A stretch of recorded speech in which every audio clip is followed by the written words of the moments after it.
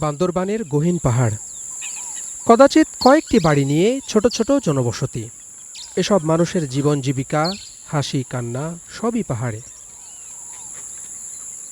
জীবন ধারণের সবই আসে পাহাড় থেকে, এমনকি পানের পানিটুকুও বেরিয়ে আসে পাহাড়ের বুক চিরে ঝিরি হয়ে।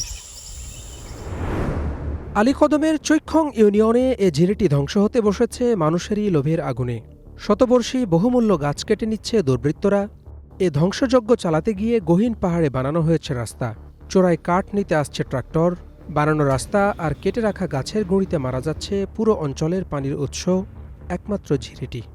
বড় বড় গাছ কাটতেছে আর পানি পাওয়া যায় না, আর পশু পাখি এলে থাকিতে জায়গা নাই।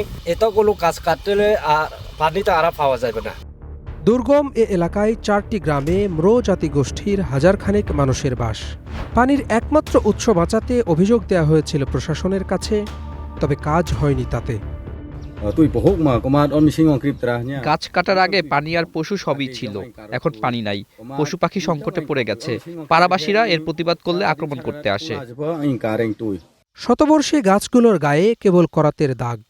যান্ত্রিক করাত দিয়ে দেদারসে কাটা হচ্ছে গাছ। এর মূল হোতার নাম জানালেন শ্রমিক রায়। এক মাসে আয়ার আগা করছি 2 মাস, 3 মাস সরাত দেরিয়া।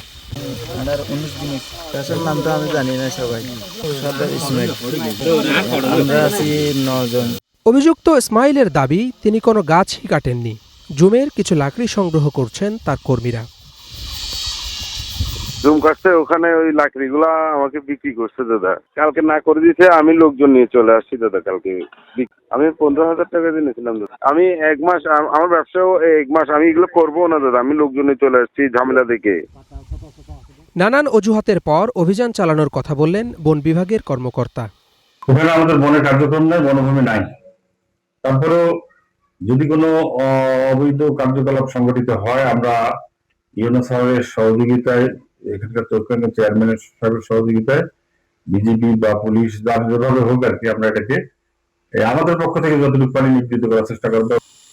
হিংস্র মানুষের থাবা থেকে কবে রক্ষা পাবে সবুজ পাহাড়, সেটিই এখন সবার প্রশ্ন। কঠোর ব্যবস্থা না নিলে এ বনভূমি একসময় থাকবে কেবল স্মৃতির পাতায়। Desk report, star news.